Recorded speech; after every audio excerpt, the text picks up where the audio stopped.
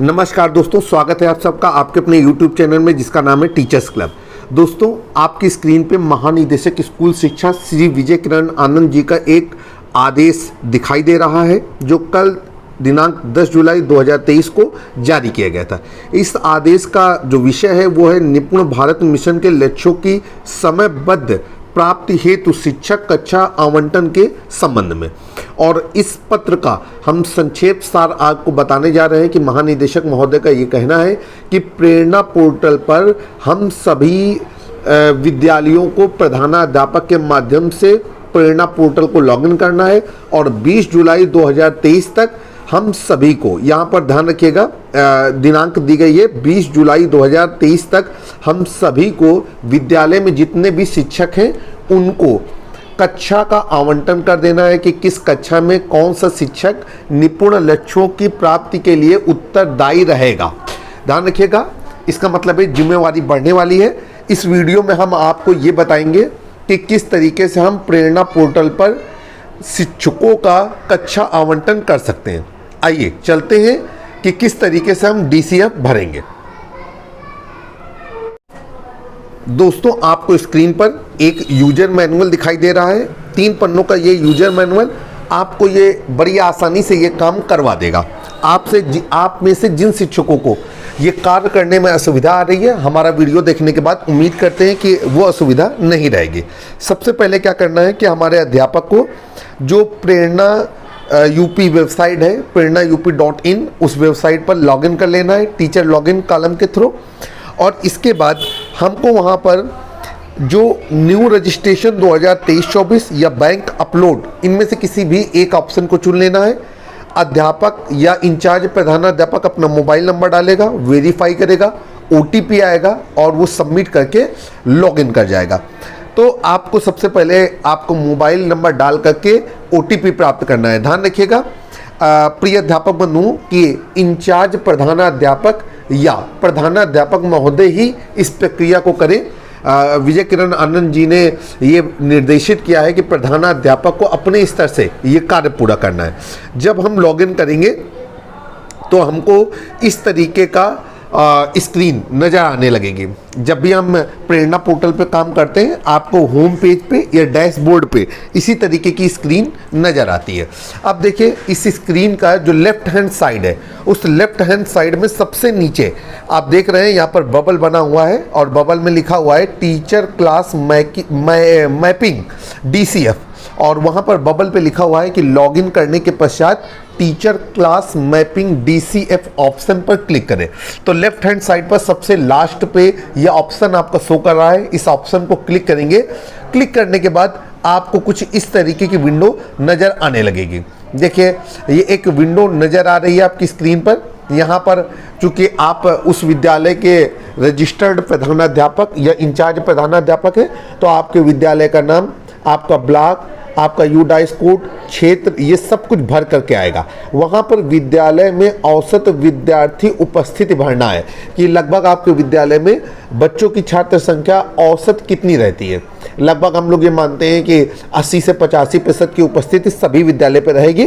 तो आप अपनी कुल छात्र संख्या के अनुसार जितना भी प्रतिशत आपके यहाँ उपस्थित रहता है वो औसत उपस्थिति यहाँ पर भर देंगे। इसके बाद आप नीचे देख रहे हैं कि दिया गया है कि टीचर क्लास मैपिंग DCF। इसी के जस्ट नीचे ध्यान रखिएगा यहाँ पर शिक्षक का नाम, शिक्षक का पद, ये ऑलरेडी भर करके आएगा। तो जैसे कि आपको यूजर मैनुअल में दिखाई दे रहा है कि शिक्षक का नाम और शिक्षक के पद यहाँ पर हल्का सा ब्लैक रखा गया है। इसका मतलब ये है कि आप इन चीज़ों को परिवर्तित नहीं कर सकते। अब देखिए, सामने है चयनित कक्षा 1, चयनित कक्षा 2, चयनित कक्षा 3, चयनित कक्षा 4, चयनित कक्षा 5 और चयनित कक्षा 6।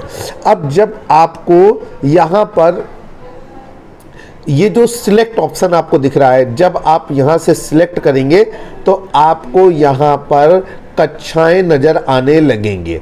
आप जो भी अध्यापक, जिस भी अध्यापक को वो कक्षा देना चाहते हैं, आप उस अध्यापक के लिए संबंधित कक्षा का चयन कर लेंगे।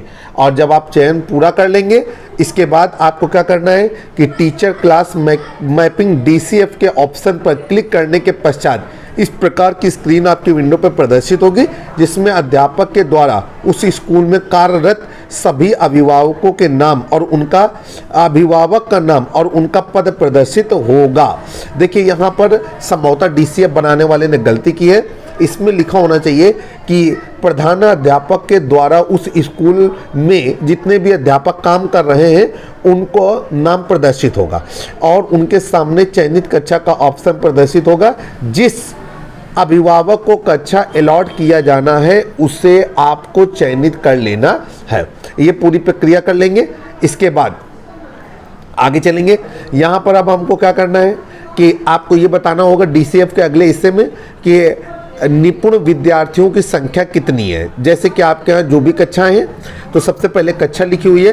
कक्षा में जितने भी बच्चे वर्तमान में आपने प्रेरणा पोर्टल पर रजिस्टर्ड कर रखे उनकी संख्या दिखेगी। इसके बाद विद्यालय में कुल निपुण विद्यार्थियों की संख्या कितनी है और आप यहाँ पर वो संख्या डाल दें जो आपने अपने BRC पे या BSA ऑफिस पे भेजी है, क्योंकि ये मिशन प्रेरणा और निपुण लक्ष्य काफ़ी समय से चल रहे हैं, तो वो संख्या आपको यहाँ पर भर देनी है जो अब तक आपने अपने ऑफिस पे दी है कि कक्षा 1 में कितने विद्यार्थी निपुण हो गए हैं, कक्षा 2, कक्षा 3, कक्षा 4, कक्षा 5 में वो संख्या यहाँ पर भर देनी है। कहाँ पर? जहाँ पर ये कॉलम है विद्यालय में कुल निपुण विद्यार्थियों की संख्या। इसके बाद प्रतिशत भर देना है कि टोटल बच्चों के सापेक्ष जितने बच्चे निपुण हो गए उनका प्रतिशत कितना है। एग्जाम्पल के तौर पे यदि कक्षा 1 में कुल 100 विद्यार्थी हैं और उनमें से 40 विद्यार्थी निपुण हैं तो आपका प्रतिशत 40 बना। और इसके आगे आप कब तक इस कक्षा को निपुण बनाएंगे, तो आप कब तक इस कक्षा को निपुण बनाएंगे। कक्षा 1 के सामने आपको वो डेट भर देनी है जो आपके टीचरों ने अपनी कार्य योजना में स्पष्ट की है कि इस डेट तक हम अपनी विद्यालय के जितने भी बच्चे हैं सबको निपुण बना देंगे।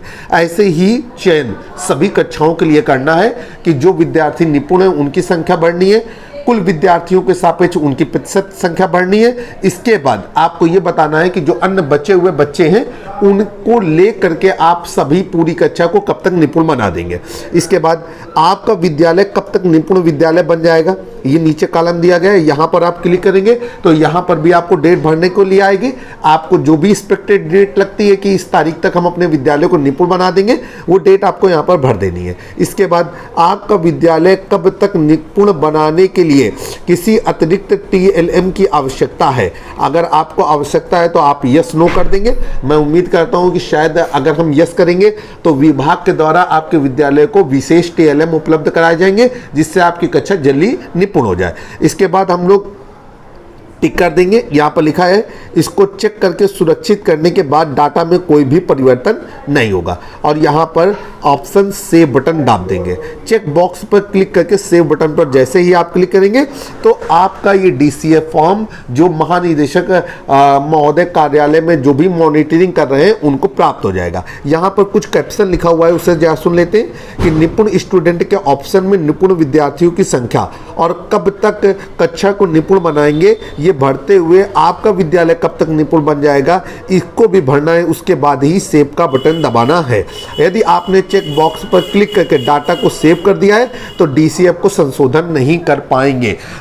सभी इंचार्ज प्रधानाध्यापकों से महोदय है निवेदन है इंचार्ज प्रधानाध्यापक महोदय से निवेदन है कि इस फॉर्म को भरने से पूर्व अपनी जो टीचर आपकी पूरा टीचर हैं उनके साथ आप ये डिस्कस कर लीजिएगा कि कौन किस कक्षा में निपुण लक्ष्यों को प्राप्त करने में बेहतर एनर्जी लगा सकता है या किसको लगता है कि वो संबंधित कक्षा में ज़्यादा जल्दी और ज़्यादा बेहतर तरीके से निपुण लक्ष्य प्राप्त कर सकता है। आशा करते हैं कि ये जो टीचर क्लास मैपिंग का DCF भरना है ये बात आपको समझ में आ गई होगी। यूजर मैनुअल पहले से ही उपलब्ध था, मैंने सोचा कि अपने प्रिय अध्यापक बंधुओं के लिए इस पर एक शॉर्ट वीडियो बनाया जाए। आशा करते हैं कि आपको हमारा प्रयास पसंद आया होगा। ध्यान रखिएगा महानिदेशक महोदय ने इसके लिए 20 जुलाई 2023 की तिथि निर्धारित की है। इसके पहले ही हम सभी अध्यापक बंधुओं को इंचार्ज प्रधानाध्यापक बंधुओं को जो भी उस विद्यालय पे हेड है उसको इस फॉर्म को कंप्लीट कर लेना है। जल्द ही एक नए वीडियो में मुलाकात होगी।